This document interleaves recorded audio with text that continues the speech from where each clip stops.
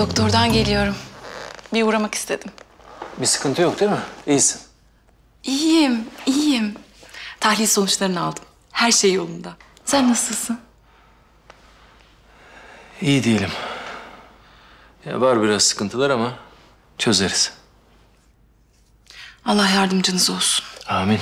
Hepimize. Güler, iyisin değil mi? İyiyim Erdem, iyiyim. Geldiğimden beridir kaçıncı soruşun? İyiyim ben, gerçekten. Ne bileyim. Eski günlerimizi hatırladım da Nazlı'ya hamileyken biraz sıkıntılar yaşamıştık. Gözünüz mü korktu Erdem Yarbay? Ne alakası var canım?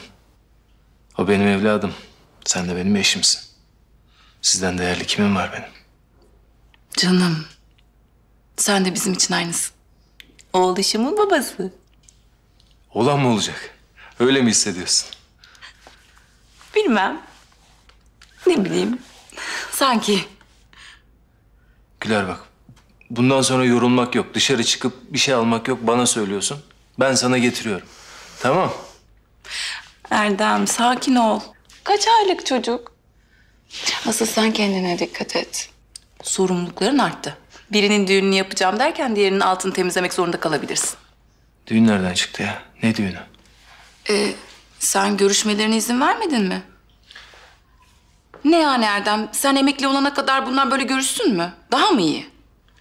Sen de haklısın Güler. Dur bakalım. 30 Ağustos'ta rütbe alacağım. Muhtemelen görev yerim değişecek. Ondan sonra zaten ne istiyorlarsa kendi kararlarını verirler. Ama bak, benden kız almak öyle kolay değil. Biz kız babasıyız. Onu bana değil, Ateş'e söyleyeceksin canım. Zamanı gelsin onunla da konuşacağım. Canını okuyacağım onun. Ona ne şüphe. Onlar mutlu olsunlar da ben başka bir şey istemiyorum gerçekten. Karnı acıktı mı? Bak, çok güzel bir kebapçı var. Hem de yakın. Şöyle güzel bir kebap söyleyeyim. Ya yandık. Yine 100 kilo olacağız. Ya ne alakası var Güler? Çocuk aç mı kalsın ha? Büyümesin mi? Büyüsün büyüsün de ben büyümeyeyim. Ya bırak şimdi şu kilo muhabbetini falan. Senin iyi beslenmen lazım. Yandık. Vallahi yandık. Söyleyeyim. Ben sana bir şeyler söyleyeyim. Ha? Kuzu şiş.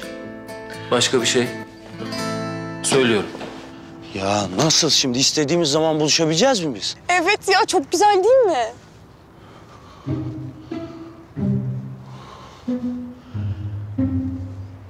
Erdem Yarbay izin verdi değil mi? Bak şaka falan olmasın. Ateş evet dedim ya. Vay arkadaş ya. Bak şimdi sallıyorum tamamen sallıyorum şimdi. Atıyorum mesela ben seni çok özledim. Aradım şimdi seni dedim ki sen dedim kelebek neredesin dedim. Sen buradayım dedin hop geldim senin yanına. El ele tutuştuk sarıldık gezdik saçlarını... Ateş iyi misin? Hı? Allah'ım ya Rabbim ben ne yapayım ya? Kendimi camlardan pencerelerden mi atayım? Uyanmak istemiyorum. Çimdiklesem uyanır mıyım acaba? Aa dur ben hallederim onu şuradan. Aa! Bak gördün mü rüya değilmiş. Ne yapıyorsun ya? Bahçe makası mı? Tırnak mı? Ya ne biçim konuşuyorsun ya? Şaka yapıyorum şaka. Bunlar ancak şefkatli eller olabilir. Yani.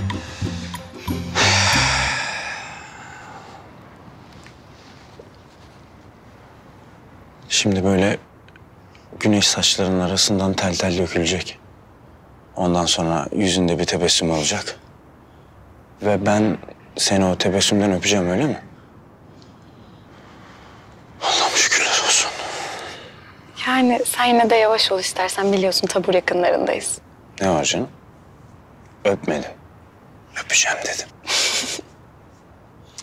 Hem artık durumlar da bu seviyeye geldiğine göre gidip Erdem Yarbay'dan Allah'ın emri peygamberin kavliyle isterim seni. Yok artık ya. Ne yani? İş ciddiye binsin istemiyor musun? Yani istiyorum. İstiyorum ama bir şartım var. Neymiş şartın söyle bakalım. Bundan sonra öyle operasyonlarda falan çapkınlık istemiyorum Ateş Açar. Valla yüzünü oyarım seni. Çapkın. İftira. Yalan. Benim ne işim olur çapkınlıkla? Ben çapkınlığın sözlük anlamını bilmiyorum.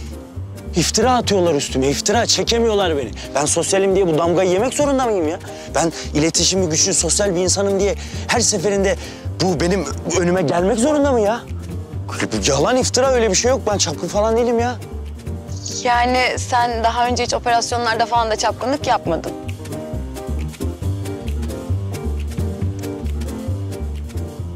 Yani bir defa falan. Bir defa mı? Ateş hadi oradan ya. Oteldeki kız.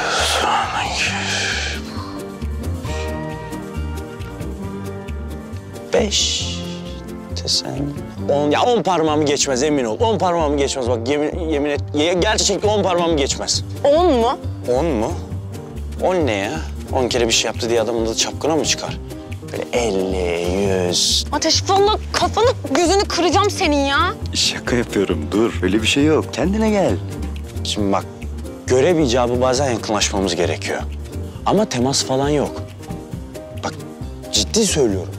Sadece yakınlaşma. O da görev icabı. Yemin et. Yemin ederim.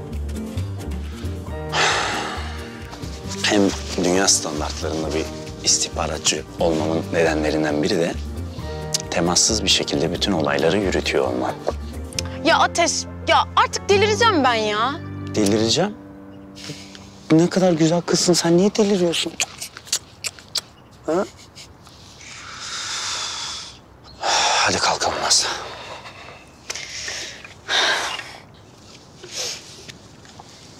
Her şey yolunda değil mi? Değil. Ama girecek. Ateş ne olur çok dikkat edin kendinize. Sen merak etme. O şerefsizler bir daha canımızdan can alamayacaklar.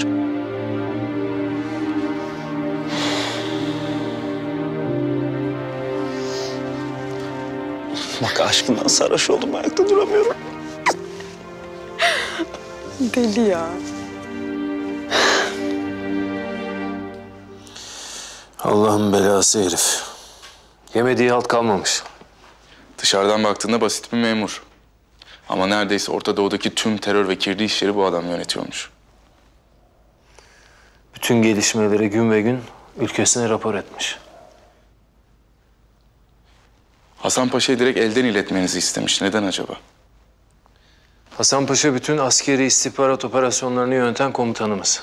Ayrıca bütün istihbarat kurumlarıyla da koordineli çalışıyor. Mutlaka bildiği şeyler vardır. Madem bu dosyalar bu kadar önemli, babanın bu isteğini yerine getirmek de bizim boynumuzun borcu. Komutanım, eğer müsaade ederseniz ben de gelmek istiyorum.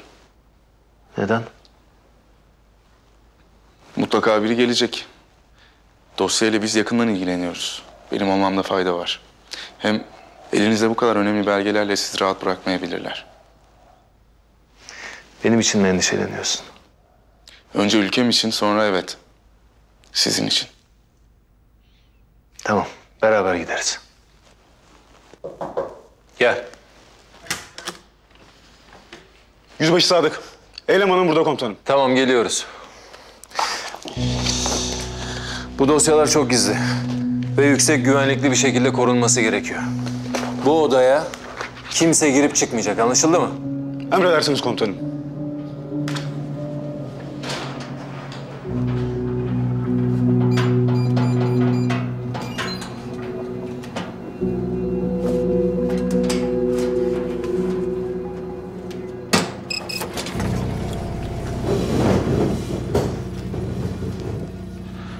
Oturun. Eylem var mı bir gelişme? Agah Bey'i tuttukları yeri bulduk. Hapishane mi? Hayır değil. Özel yüksek güvenlikli bir yerde tutuyorlar. Sıradan insanları değil, sadece önemli insanları tuttukları bir yer. Aylarca işkence gören bile var. Nasıl çıkartacağız onu oradan? Kolay değil. İçeri çok az insan girebiliyor. Ateşe'nin yardımcısı, Derman ve yardımcısı, böyle üst düzey kişiler girebiliyor. Takip ettiniz mi? Denedik ama zor. Her türlü önlemi almışlar. Ateşe'nin yardımcısına ulaşabiliriz. Evet, en zayıf halka o. Bir otelde arada sevgilisiyle buluşuyor. Adam alacak halimiz yok. Savaş çıkar. Mekanı telefonlarındaki özel kodlar ve bir dizi yüksek güvenlik uygulamasıyla giriliyor. O telefona mutlaka ulaşmamız lazım. Telefonu alsak yeter. Kendisine gerek yok. Ne yapın ne edin çözün bu işi. Babamı tehlikeye atamayız. Hayatını bu işe verdi. Yavuz haklı. Ateş, adamı takip et. Yanına ne alman gerekiyorsa al. Ama yakalanma. En ufak bir hatada diplomatik kriz çıkabilir. Agah'ı kaybedebiliriz. Emredersiniz komutanım. Müsaadenizle biz çıkalım. Tamam, çıkın.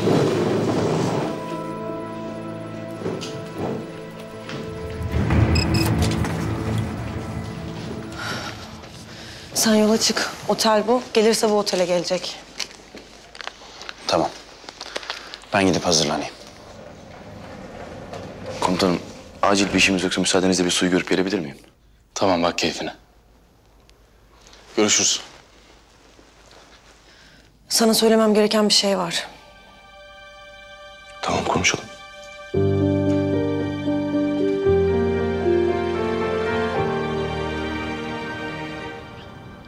Evet, dinliyorum. Kızar mısın, sevinir misin bilmiyorum. Sen söyle, ben karar veririm ne hissedeceğimi.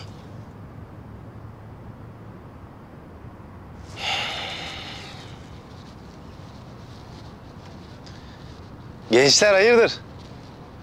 Ne haber? İyi, siz ne yapıyorsunuz? Konuşuyoruz öyle. Sen nereye?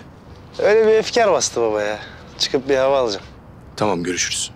Görüşürüz. İyi, görüşürüz.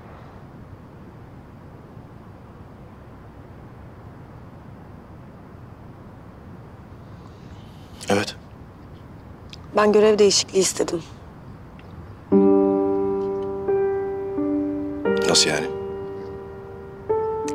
Başka bir yere atanmak istedim işte.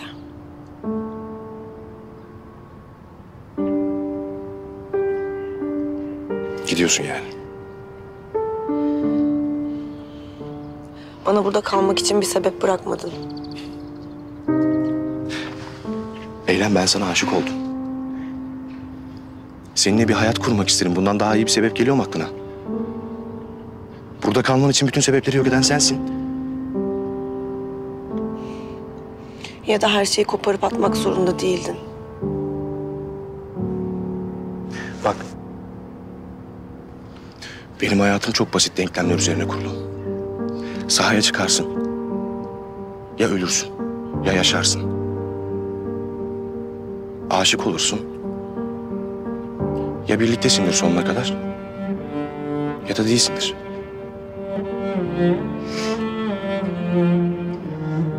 Hayat siyah beyaz değil ama maalesef. Gri tonlar da var. Korkular var, endişeler var, kaygılar var.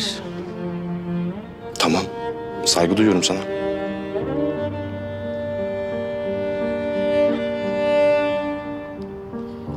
Ama ben bu oyunda yokum.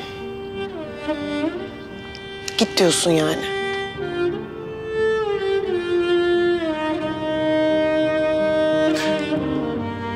Bir hafta önce olsaydı ellerini tutar yalvarırdım gitme diye. Ne değişti peki?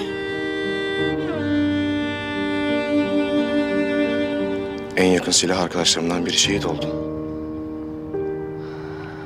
Ben de bir aile kurmak istediğimi fark ettim.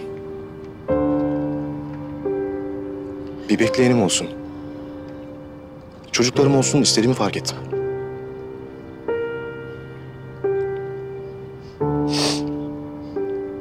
Ya sen niye takıldın bu aile meselesine bu kadar?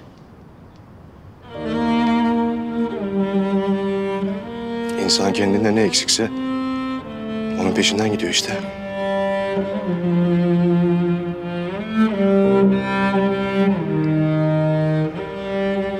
Çok üzgünüm o zaman. Güvenini boşa çıkardım. Birine güvenip güvenmeyeceğini anlamanın en iyi yolu ona güvenmektir. Hemingway.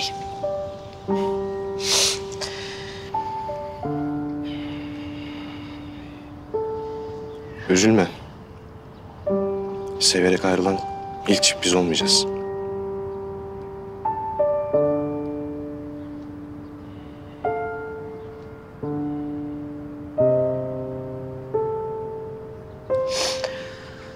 Tamam, ben gidiyorum o zaman.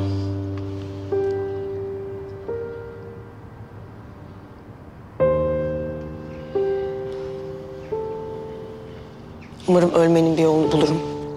Saçma sapan konuşma.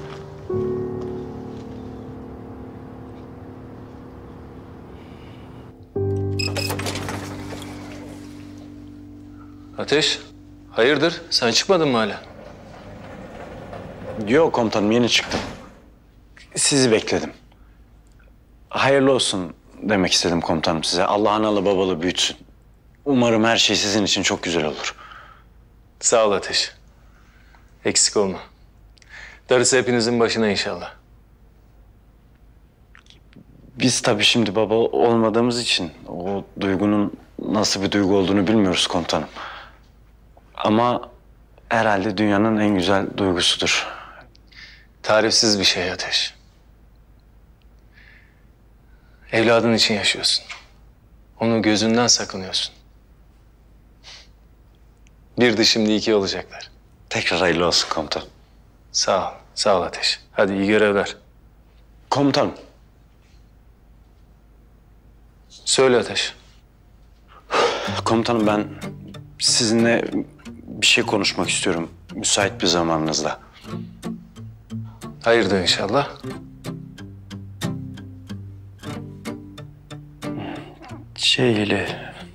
Hayırlı bir iş için komutanım. Sonra Ateş. Sonra. Şimdi yapacağın en hayırlı şey görevin. Şimdi bunun ne yeri ne zamanı.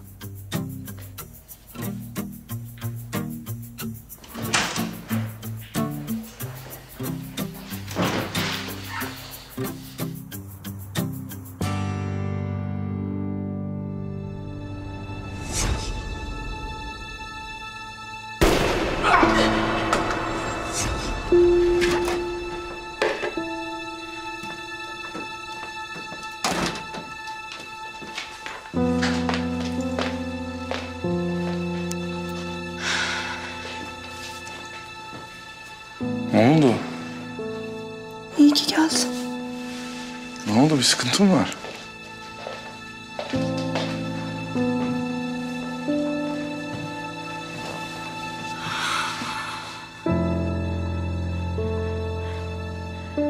O adamı aklımdan çıkaramıyorum. Televizyon izlerken aklıma geliyor. Evi toplarken aklıma geliyor.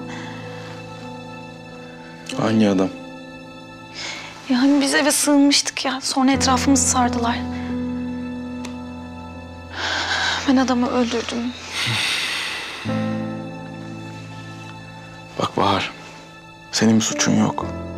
Ayrıca nefsi müdafaaydı. Eğer sen onu yapmasaydın o adam ikimizi de öldürecekti.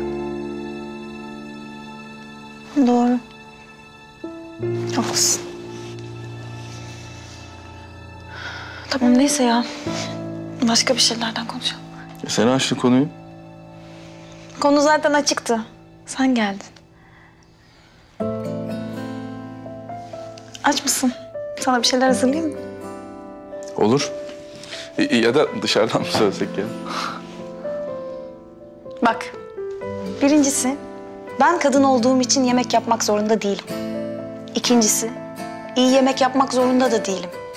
Eğer çok istiyorsan verirsin parasını, tutarsın aşçıyı. Feminist damarlarımız kabardı.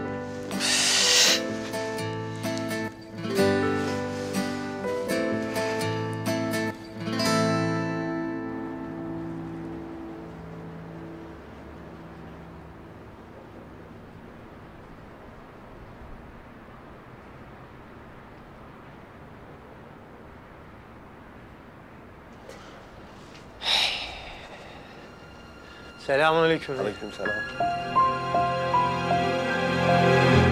Bu ne samimiyet ya? Ben barıştığımızı hatırlamıyorum. Geçen gece beni ne kadar sevdiğini söylüyordun.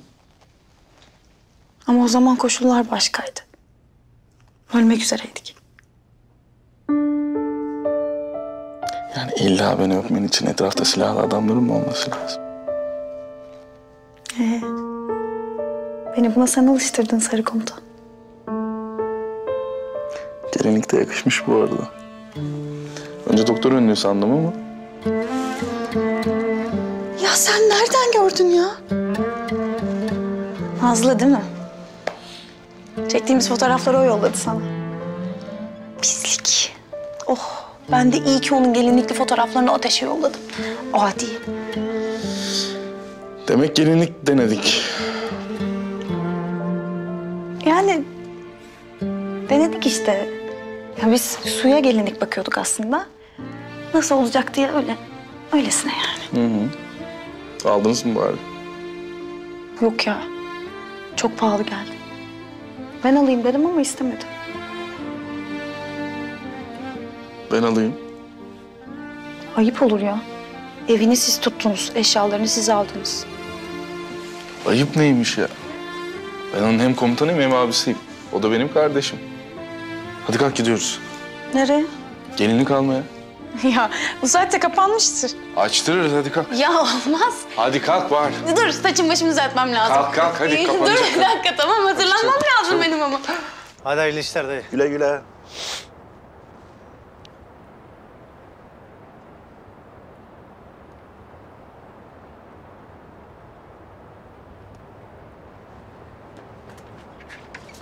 Hop hop.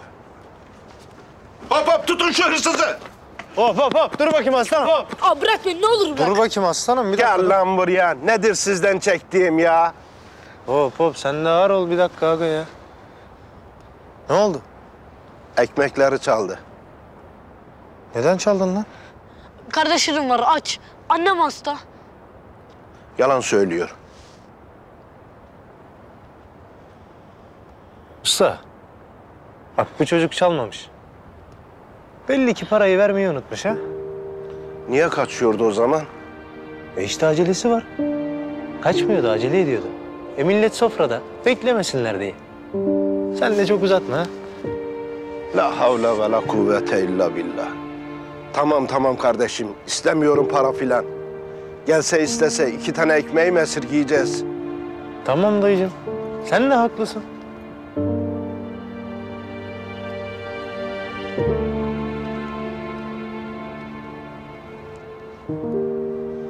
Sen bir gel bakayım benimle.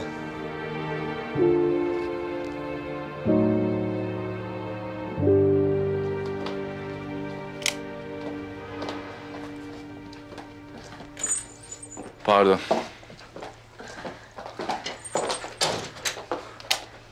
Hoş geldiniz buyurun. Gelinlik almaya gelmiştik de kapatmayın lütfen. Siz zaten gündüz de gelmiştiniz. Biz sabah beğendiğimiz gelinliği almak istiyoruz. Şuydu galiba.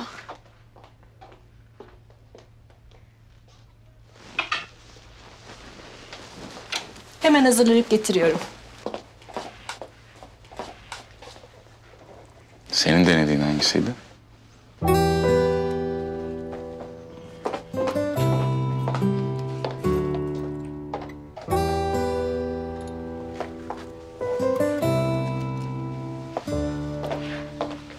Wow. Beğendin mi? Yani işte gelinlik. Yoksa biraz daha abartılı bir şey mi istersin? Öf be. Alacakmış gibi konuşma. Hem biz zaten evlendik. Biraz oldu bittiye geldi sanki. Olsun. Ben memnunum yine de. Hem o kadar stresi çekemem. Hepiniz aynısınız. İstemem yani cebime koy. Genelleme beni.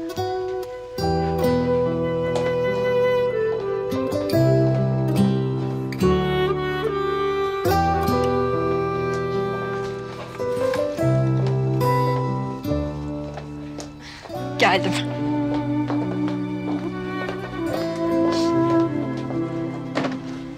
Pardon.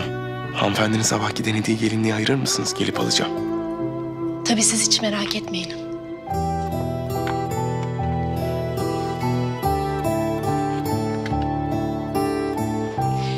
İyi günlerde kullansınlar. Teşekkürler. Teşekkürler, iyi akşamlar. İyi akşamlar. Yine bekleriz.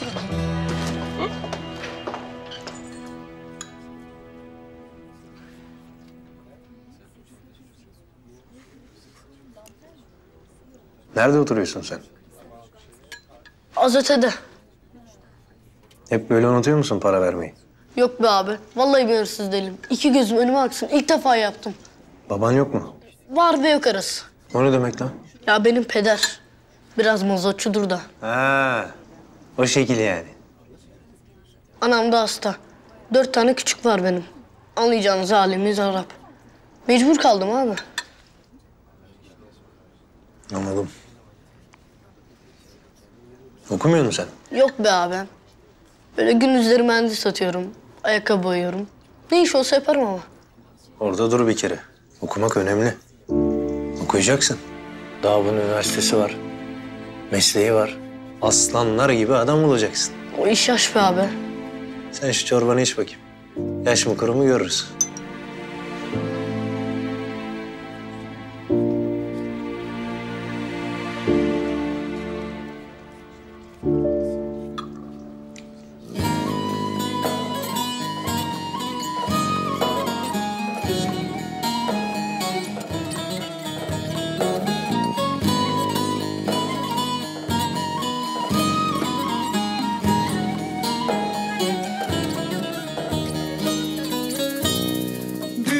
Bülbülüm altın kafeste ama bülbülüm altın kafeste ama öter aheste aheste öter aheste aheste ötme bülbül yarim hasta ama ötme bülbül yarim hasta ama ah neyleyim şu gönlüme ayrı düştüm sevdiğimle ben sana dayanamam yarim ben sana aldanamam. Tamam canım. Erken geldim, şimdi spor yapıyorum. Yarın sabah mı? Tamam, beklerim. Yok yok, sorun yok. Tamam. Yarın sabah kahvaltıda görüşürüz.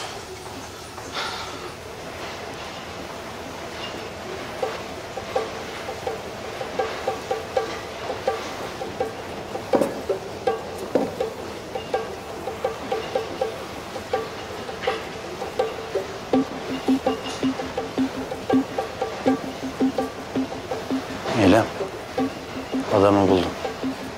Otelin spor salonunda. Çok zor olacağını sanmıyorum. Ama halledeceğim. Tamam.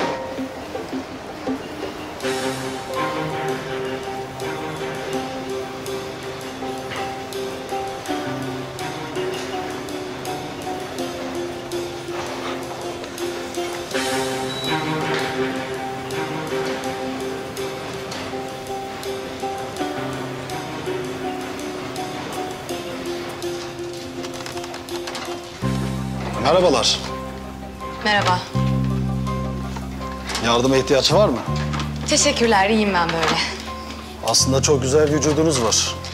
Ben sağlık için spor yapıyorum.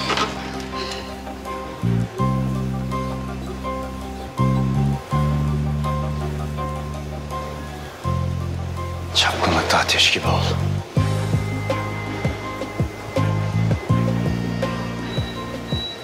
Saçmalama oğlum. Nazlı'ya söz verdin. Ne çapkınlığı? Aptal aptal konuşma. Kendine gel. Efendim, bu adam ya gerçekten bir şey anlatmadı ya da çok iyi direniyor. İşkenceye biraz daha devam edersem ölecek. Anladım. Adamı derhal Agah'ın yanına alın. Emin misiniz? Sana ne diyorsam onu yap. Ya Agah'a bir şey anlatırsa? Agah'ın buradan çıkma şansı var mı sence? Yok efendim. O zaman? Kim ne biliyor anlamanın tek yolu ikisini bir araya koymak. Peki efendim.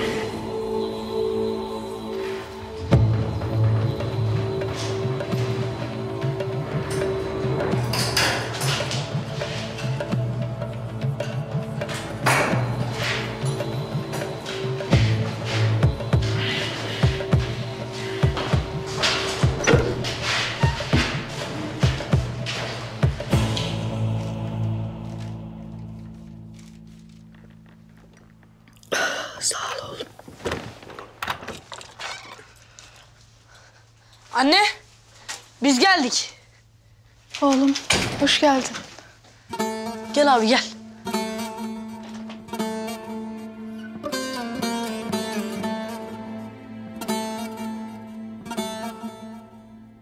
Bu adam kim?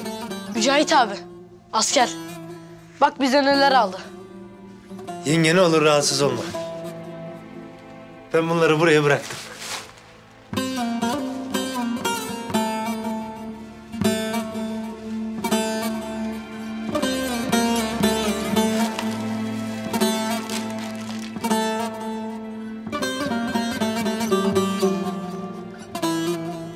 Telefonumu da bırakıyorum.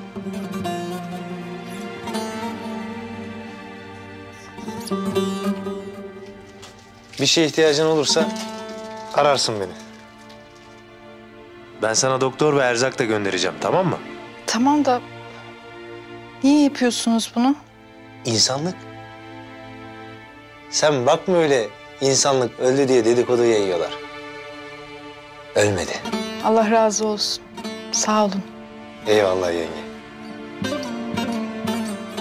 Pişt. Bana bak. Sen de okulunu aksatmayacaksın. Öyle çalışmak falan yok. Gerisi bende, tamam mı? Abi sen Allah mı gönderdi ya? Vallahi öyle yazılı bir emir gelmedi ama.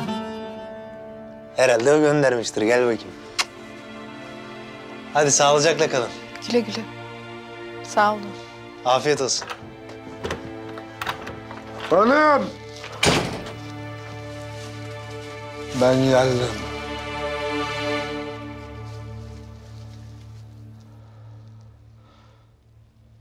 Sen kimsin lan? Ne işin var benim evimde? Ha?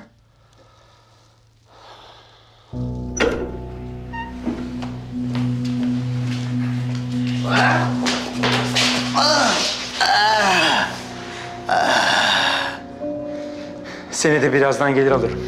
Bekliyorum canım benim. Burada bir işimiz yok.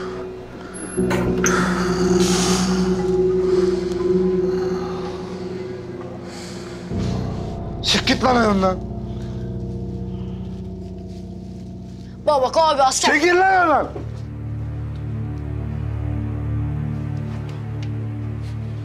Defol. Çık evimden. Çık evimden. Sen gel lan benimle dışarı bir.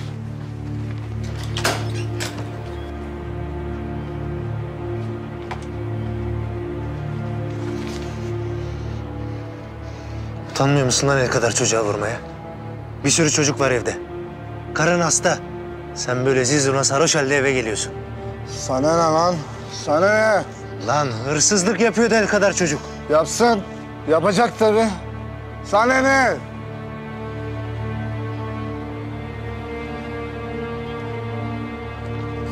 Bana bak birader. Tanımam etmem. Benim ayarlarımla oynama. Bu çocuğa bir daha el kaldırmayacaksın. Çalıştırmayacaksın da. Okuyacak lan o çocuk, tamam mı? Bak senin kabusun olurum. İnsan gibi uyarıyorum, yakma kendini. Tamam be, tamam. Tamam. Bak benim şakam yok ha.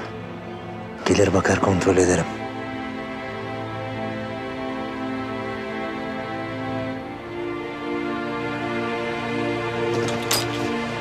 Baba! Baba kalk! Baba! Çok sarhoş Mücahit abi. İçmediği zaman pamuk gibidir. Baba kalk. Ben Baba, bir şey yapmadım oğlum. Kendi sızdı. Bir el at da taşıyalım abi. Tamam bırak sen bırak. Hallederim ben bırak. Bırak.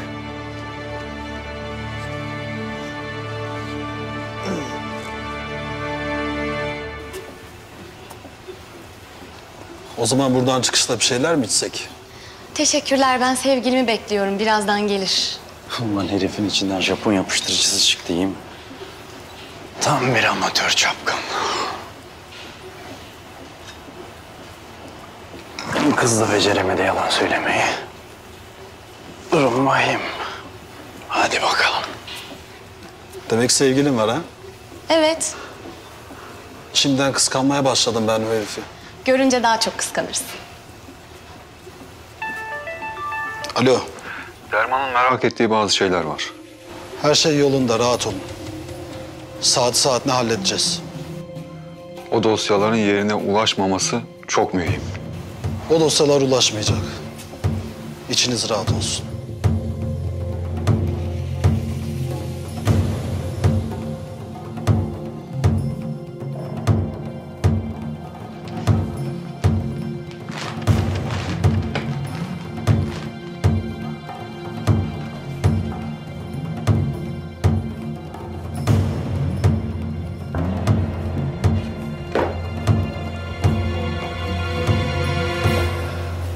Ne dosyası lan? Ay yine mi sen ya? Yeter. Bana bak kadın, yeter naz yaptığın. Sevgilim.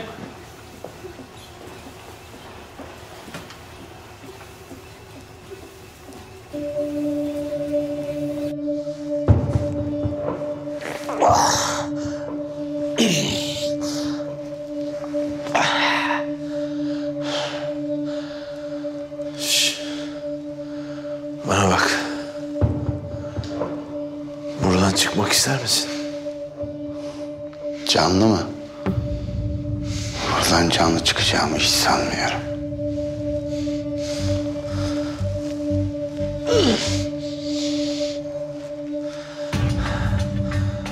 Ben seni çıkartabilirim desem. Komik bir espri olur. Ama gülecek durumda değilim. Ben Türk istihbaratındanım. Sert bir şeyle kafana mı vurdular seni? Doğru söylüyorum. Geçenlerde bizimkiler sana geldi. Bir kız, yanında kumral bir adam. Onlara bazı bilgiler verdin. Onun için buradasın. Evet.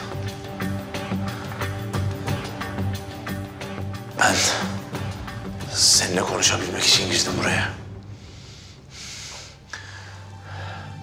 Bildiklerini öğrenmem lazım. Yaklaş.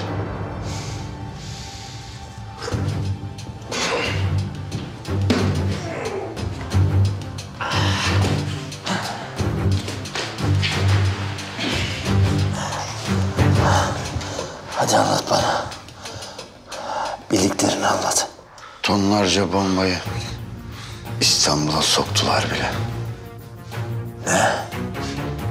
Tarihin gördüğü en büyük terör saldırısını düzenleyecekler.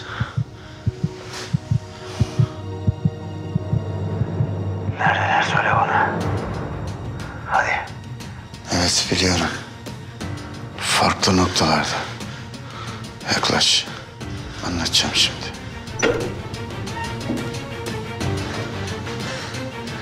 Demek minik kuşumuz ötmeye karar verdi. Yürü.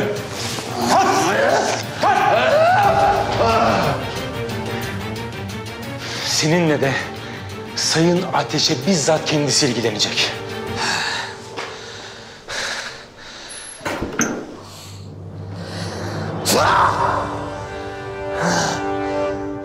Bu beyefendiyle nerede tanıştınız? Siz nereden tanıyorsun bu adamı sen? Söyle bakayım bana. Şimdi tanıştık biz de kendisiyle. Çok nazik bir beyefendi. Teşekkürler. Siz de çok iyi bir çift olmuşsunuz. Merhaba. Nasılsınız? Teşekkürler. Canım seni yalnız bıraktım kusura bakma. Ya önemli değil. İyiyim ben. Ya ben telefonumu soyunma odasında şarjda unuttum. Seninki yanında mı? Ya benimki de odada. Allah kahretmesin ya. İşle ilgili bir görüşmem vardı. Çok acil yapmam lazım hem de.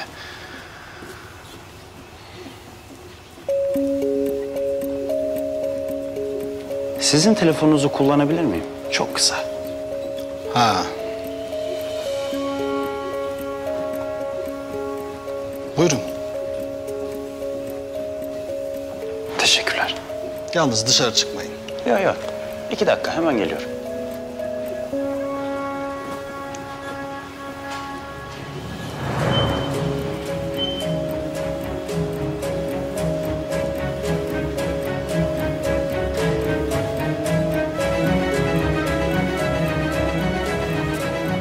Alo Cengiz.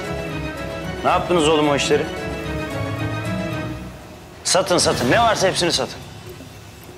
Bu Tokyo borsası var ya anamızı ağlattı bizim yemin ediyorum ya. Satın hepsini satın. Topunu satın onların. Yen alın yen. Bu mu yani? Sevgilim dediğin herif bu mu? Ne var? Allah Allah. Hem yakışıklı, hem romantik, hem de gayet kibar biri. Hem seni gibi sümsüğün teki de değil. Bence bana bir şans vermen lazım. Beyefendi lütfen yeter.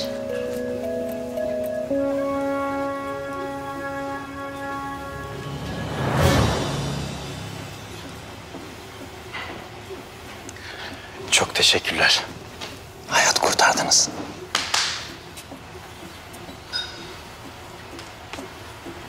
Hadi git.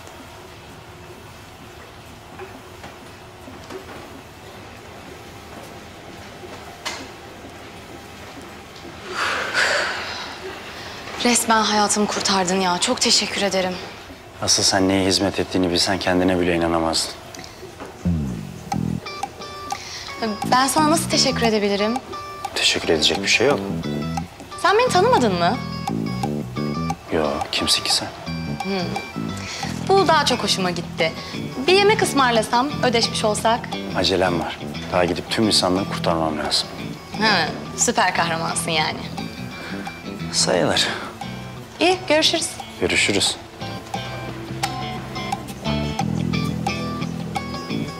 İyi sporlar. Teşekkürler. Elimde acayip fotoğraflar var.